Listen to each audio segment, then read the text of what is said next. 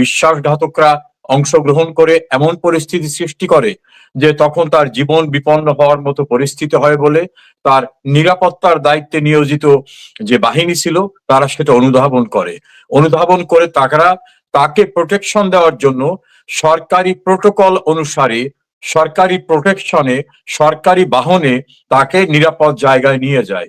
পরবর্তীতে তিনি জানতে পারেন যে এই নিরাপদ জায়গাটা হচ্ছে প্রতিবেশী রাষ্ট্র তাকে বাংলাদেশে নির্বাচিত প্রধানমন্ত্রী হিসাবে গ্রহণ করেন।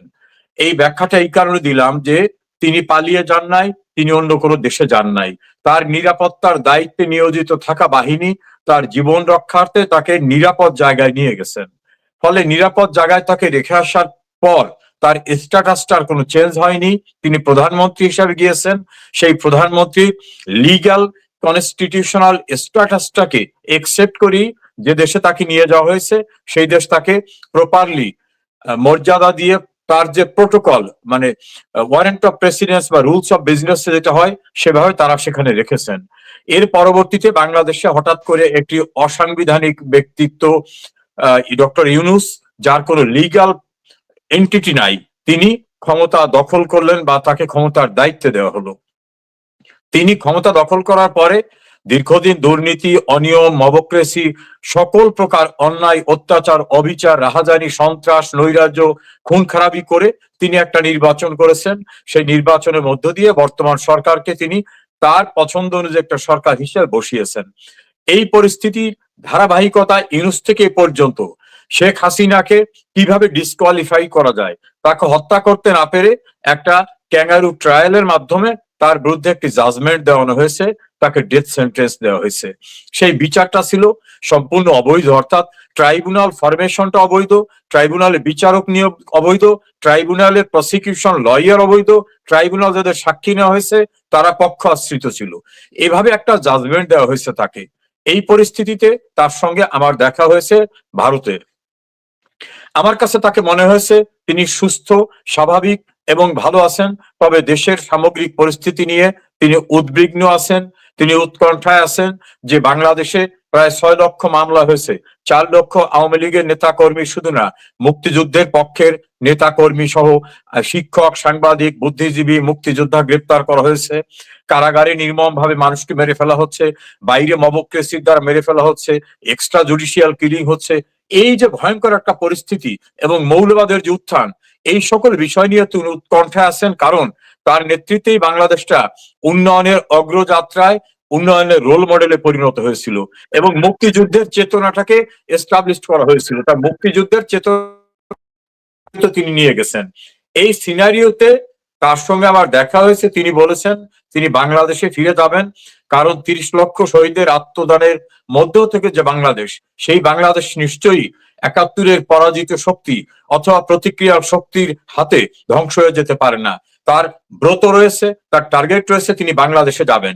আমি তাকে জানতে চেয়েছিলাম যে আপনি তো যাবেন, আপনাকে তো 20 বার হত্যার চেষ্টা করা হয়েছে, 2024-এর 5 আগস্ট যেমন, 2004-এর 21 আগস্ট, আপনাকে তো আবারও হত্যা করা হতে পারে। তিনি বলেছেন হায়াত মৃত্যু আল্লাহর হাতে, আমি দেশে যাব, আমার পাহারাদার বাংলাদেশের লক্ষ কোটি জনতা। তার অভীষ্ট লক্ষ্য তিনি দেশে ফিরবেন। আচ্ছা, ধন্যবাদ আপনাকে। আপনাকে অনেক দর্শক আমাদেরকে মন্তব্য করছেন। দর্শক মন্ডলী, আপনারা কমেন্টস করতে থাকুন, আমি সেটা দেখাতে থাকবো। অনেক অনেক ভালো ভালো কমেন্টস এসছে। আমি জনাব ইসলাম ভাই ও জনাব রেজাউল করিম সাহেবকে সালাম ও শুভেচ্ছা। স্যার, বিএনপি সরকার ও স্বরাষ্ট্রমন্ত্রী বলেছে জননেত্রী শেখ হাসিনাকে আপিল করতে দেয়া হবে না, এটা কি সম্ভব কিনা? আইনি জটিলতাগুলো আপনি বলতে পারবেন, তিনি যে আসবেন। এক হচ্ছে আপনারা বলছেন ক্যাঙ্গারু কোর্ট, আবার সেই কোর্টে আপিল করবেন বা সেই কোর্টকে তখন বৈধতা দেয়া হয় কিনা সেটা একটা ব্যাপার। আরেকটা হচ্ছে নেতা কর্মীদের মধ্যে যেভাবে উচ্ছ্বাস কাজ করছে, এখন সাধারণ মানুষের মধ্যেও কাজ করছে। শেখ হাসিনা বলেছেন যে আমি যা হয় দেশেই হবে, আমি দেশের মানুষের কাছে ফিরে আসব। দেশের মানুষের হৃদয়ের ভাষা তিনি উপলব্ধি করতে পেরেছেন, সেটা অনেকে মনে করছেন। কিন্তু সরকার বলছে বন্দি বিনিময়ের আওতায় নানানভাবে ভারতকে চিঠি দেয়া হয়েছে। শেখ হাসিনা কি সেখানে বন্দী আছেন? বন্দি বিনিময় চুক্তিটা আইন কি বলে? জি, দেখুন, বন্দি বিনিময় হচ্ছে এক দেশের বন্দি আর এক দেশে আছে, দুই দেশ তার স্ব দেশের বন্দীদের বিনিময় করবে। তা শেখ হাসিনা ভারতে গেছেন প্রধানমন্ত্রী হিসাবে, গেছেন না, তাকে নিয়ে যাওয়া হয়েছে। তার স্ট্যাটাস প্রধানমন্ত্রী, তাকে প্রোটোকল অনুযায়ী এয়ারপোর্টে রিসিভ করেছেন প্রধানমন্ত্রী হিসাবে, তিনি তো আদৌ বন্দী না, তিনি অ্যারেস্টেড না, তিনি ডিটেইনড না। আমি তার সঙ্গে দেখা করে এসেছি, আমার সঙ্গে আরো নেতৃবৃন্দ ছিলেন। তিনি তো বন্দী হলে আমাদের দেখা করতে পারার কথা না, এবং থাকার কথা তো কারাগারে। তিনি দিব্যি একজন রাষ্ট্রীয় সম্মানিত অতিথি, অর্থাৎ প্রধানমন্ত্রী আর একটা দেশের। তিনি যে স্ট্যাটাসে থাকার মতো, যে স্ট্যাটাসে তাকে এন্টারটেইন করার মতো, সেই স্ট্যাটাসে তাকে রাখা হয়েছে। তিনি তো আদৌ বন্দী না। তিনি বন্দী না হলে কিসের বন্দী বিনিময়? তিনি ভারত কর্তৃক গ্রেপ্তারকৃত না, আটক আদেশপ্রাপ্ত না, কারাগারে না, বন্দী অবস্থায় না। কাজে বন্দী বিনিময় শব্দটি এই ক্ষেত্রে প্রযোজ্য না। আর দ্বিতীয় হচ্ছে, যদি তিনি অ্যারেস্টেড হতেন, বন্দী হতেন, তাহলে বন্দী বিনিময়ের যে আইনটি আছে, চুক্তিটা আছে, সেখানে আছে যদি দেখা যায় যে পলিটিক্যালি পারসিকিউশন, অর্থাৎ রাজনৈতিক উদ্দেশ্যে, দ্বিতীয়ত তার জীবন বিপন্ন হওয়ার মতো অবস্থা থাকে, তাহলে যে দেশে কথিত বন্দী থাকবেন সেই দেশ তাকে ফেরত দিবে না। তা আমি বন্দী হিসেবে ধরলাম না, কথার খাতিরেও যদি তাকে ধরে নেন বন্দী, তাহলে বাংলাদেশে তার যে জীবনের নিরাপত্তাহীনতা সেইটা দৃশ্যমান। কারণ ক্ষমতা অবৈধভাবে যারা দখল করছেন তারা বলছেন শেখ হাসিনা বাংলাদেশে আসতে পারে শুধু একটা কারণেই, তার ফাঁসির রায় কার্যকর করা হবে, সেই জন্য আসতে পারেন। দ্বিতীয়টা, এটা যে পলিটিক্যালি মোটিভেটেড ছিল সেটা ওয়েল এস্টাবলিশড। ফলে তিনি বন্দী হলেও তার যাওয়ার অবকাশ থাকতো না আইনগতভাবে। আর যেহেতু তিনি বন্দী না, কাজে বন্দী বিনিময় এই প্রসঙ্গটাই এখানে আসবে না। তৃতীয়ত, আপনি বলছেন যে আপনার দর্শক শ্রোতারা বা আপনি যেটা বলছেন যে ট্রাইব্যুনালকে আমরা ক্যাঙ্গারু ট্রাইব্যুনাল বলছি, সেটাকে আমরা বৈধতা দেবো কি? বৈধতা দিয়ে দেখেন, আগরতলা ষড়যন্ত্র মামলায় 3 বিচারক বিশিষ্ট একটা ট্রাইব্যুনাল হয়েছিল 1968 সালের ঘটনা দেখিয়ে। বঙ্গবন্ধু আইন এবং রাস্তা দুটোকেই গ্রহণ করেছিলেন। একটা পর্যায়ে কিন্তু সেই ট্রাইব্যুনাল বিচারকরা পালিয়ে যায় এবং সেই ট্রাইব্যুনাল আগুন লাগিয়ে দেয়, সেই মামলা শেষ হয়ে যায়। পাকিস্তানের একটি ট্রাইব্যুনাল রাষ্ট্রদ্রোহিতার অভিযোগে বঙ্গবন্ধুকে মৃত্যুদণ্ড দেয়। মিয়ানওয়ালী কারাগারে সেই মৃত্যুদণ্ডাদেশ তাকে পড়ে শোনানো হয় এবং একটা জায়গা দেখানো হয় যে মৃত্যুর পর তোমাকে এখানে কবর দেওয়া হবে। তারা কিন্তু সেই রায় কার্যকর করতে পারেনি। 2007 সালে এবং 8 সালে অন-11 সরকার, অর্থাৎ সেনা সমর্থিত সরকার, শেখ হাসিনাকে এইরকম একটা পরিস্থিতিতে দণ্ডিত করার চেষ্টা করেছিল। তারা শেষ পর্যন্ত কিছুই করতে পারেনি। কাজে এই রাজনৈতিক ভাবে মোটিভেটেড এই ট্রাইব্যুনাল, এই জাজমেন্ট আমরা দুটোকেই প্রসেস আকারে ধরি। প্রথম হচ্ছে জনগণের প্রচন্ড উত্তাল ক্ষোভের মুখে এই জাতীয় সাজানো বানোয়াট জাজমেন্ট, বঙ্গবন্ধুর জন্য যে ডেথ সেন্টেন্স হয়েছিল, আগরতলা ষড়যন্ত্র মামলায় যে বিচার প্রক্রিয়া ছিল, সেগুলো যেমন উড়ে গেছিল, বাংলাদেশে উড়ে যাবে। আমরা লিগাল প্রসেসকে এবং রাস্তাকে, আন্দোলনকে, দুটোকেই মনে করি যে আমরা কোর্টে গিয়ে তো বলতে পারি যে তোমার এই কোর্টের এই জাজমেন্টটি অবৈধ, তুমি এইভাবে রায় দিয়েছো, এটা দেওয়ার এখতিয়ার তোমার ছিল না, তোমার অথরিটি ছিল না। কারণ এই ট্রাইব্যুনাল করা হয়েছিল যুদ্ধ অপরাধীদের বিচারের জন্য। যুদ্ধ অপরাধী কারা? 1971 সনের যুদ্ধ অপরাধী। তো সেই ট্রাইব্যুনাল তুমি বিচার করতেছো কার? যারা যুদ্ধ অপরাধীদের বিচার অর্গানাইজ করেছিল তাদের বিচার করতেছো। অর্থাৎ যে আইন করার জন্য ইন্টেনশন অফ লেজিসলেচার, অর্থাৎ আইন প্রণেতাদের যে উদ্দেশ্য ছিল, কি উদ্দেশ্যে এই আইনটা করা হয়, সেটা পরিষ্কার ভাবে আছে। ফলে ওটা যে বেআইনি ছিল সেটা আমরা বলবো। তৃতীয়ত, একেবারে স্বীকৃত যুদ্ধ অপরাধী আবুল কালাম আজাদ ওরফে বাচ্চু রাজাকার, তাকে তো মৃত্যুদণ্ড দেওয়া হয়েছিল। আবুল কালাম আজাদ ওরফে বাচ্চু রাজাকার দীর্ঘদিন পাকিস্তানের পলাতক থেকে বাংলাদেশে এসে সেই ট্রাইব্যুনালে গিয়ে হাজির হয়েছেন। ট্রাইব্যুনাল তার ফাঁসি কার্যকর করে নাই, তাকে কারাগারেও নেয় নাই। অর্থাৎ পরিষ্কার যে ওই ট্রাইব্যুনালটা কাদের জন্য, কাদের সুযোগ সুবিধা দেওয়ার জন্য।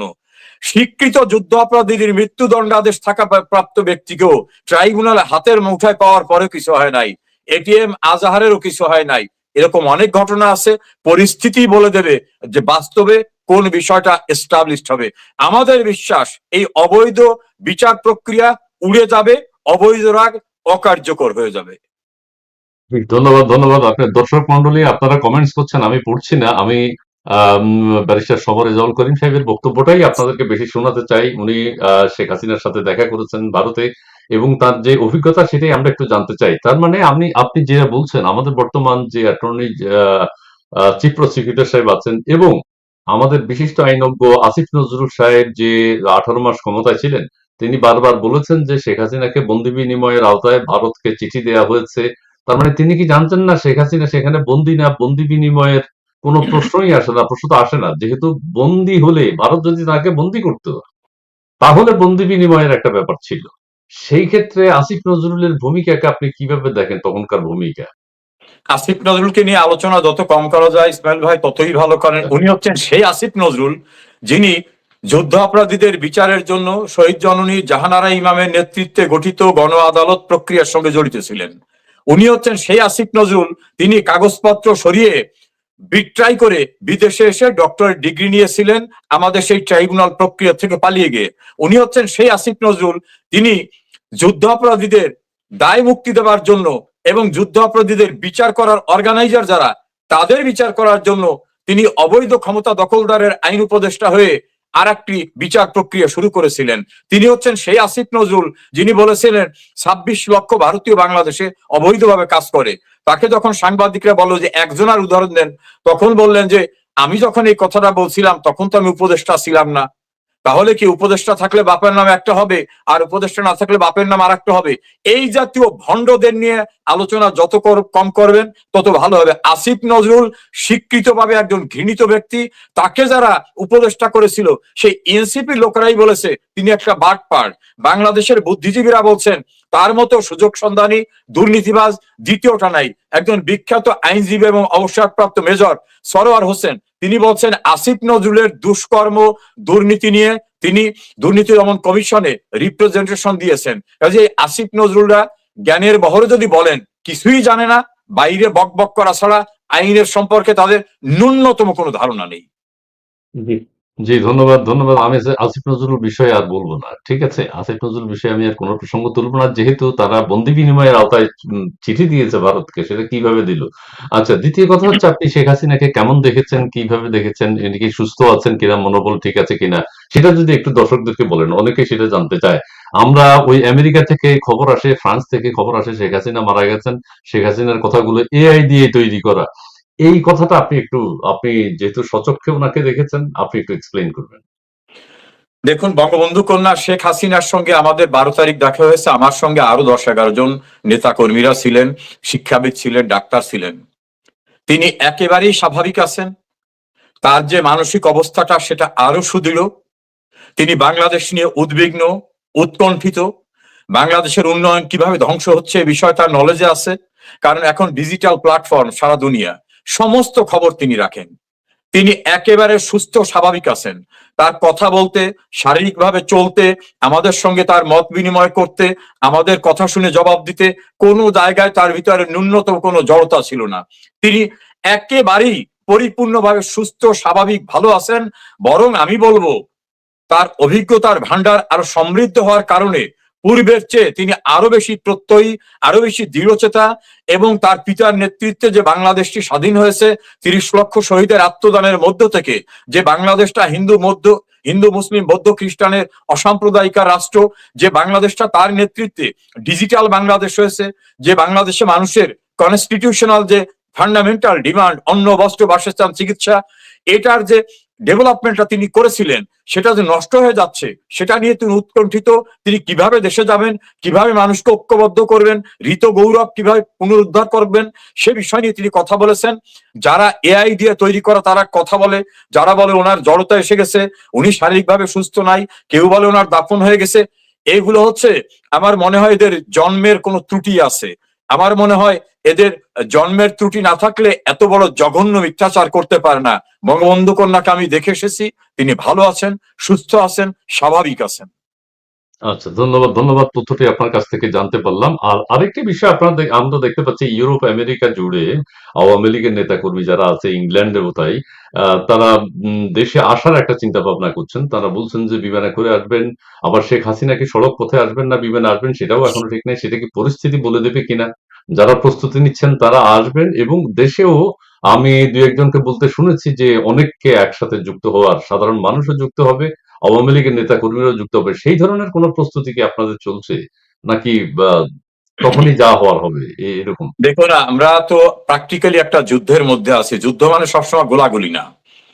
জি, বঙ্গবন্ধু কন্যার নেতৃত্বে আমরা বাংলাদেশটা যে বেদখল হয়ে গেল, অসাংবিধানিক প্রক্রিয়ায় ক্ষমতা ছিনিয়ে নেওয়া হলো, এই বিষয়গুলোকে আইনানুগ প্রক্রিয়ায় গণতান্ত্রিক উপায়ে কিভাবে রেস্টোর করা যায় সেজন্য দলের ভিতরে কাজ চলছে।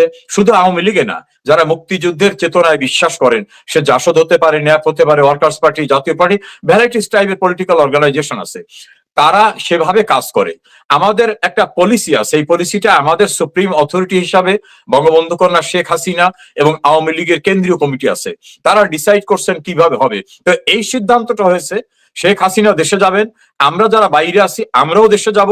কখন, কোথা থেকে, কি অবস্থায় যাব সেটা ডিপেন্ড করবে যাওয়ার পূর্ব মুহূর্তের যে পলিসি এবং পারিপার্শ্বিকতা, তার উপরে সিদ্ধান্ত আমরা যাব, সম্মিলিতভাবে যাব ইনশাআল্লাহ। আচ্ছা, গুড গুড। আরেকটি বিষয় হচ্ছে যে শেখ হাসিনা তো এর আগেও একবার বলেছেন তিনি এসে যাবেন, আরেকবার বলেছেন তিনি মাথা উঁচু করে আসবেন, আরেকবার বলেছেন তিনি এই বছরই আসবেন, এবং সর্বশেষ যেটা বললেন তিনি ডিসেম্বরে আসবেন, অর্থাৎ মাস নির্দিষ্ট করে দিয়েছেন। আবার এনসিপি নেতারা বলছে ডিসেম্বর মাস হলো আত্মসমর্পণের মাস, ঠিক আছে তিনি আসুন, আচ্ছা ফাঁসির দড়ি রেডি আছে। আবার কেউ কেউ বলছেন আসিফ মাহমুদ নাহিদ ইসলাম ভুলে গেছে, নাহিদ ইসলাম বলেছে, সরি, নাহিদ ইসলাম বলেছে ডিসেম্বর হলো আত্মসমর্পণের মাস। আবার কেউ কেউ বলছেন ডিসেম্বর হলো রাজাকারদের আত্মসমর্পণের মাস, এই ডিসেম্বরে বাংলাদেশ স্বাধীন হয়েছে, এই ডিসেম্বরে পাকিস্তানি বাহিনী আত্মসমর্পণ করেছে। এই যে একটা নাহিদ ইসলাম ভুলে গেছে, তিনি বলছেন যে তাদের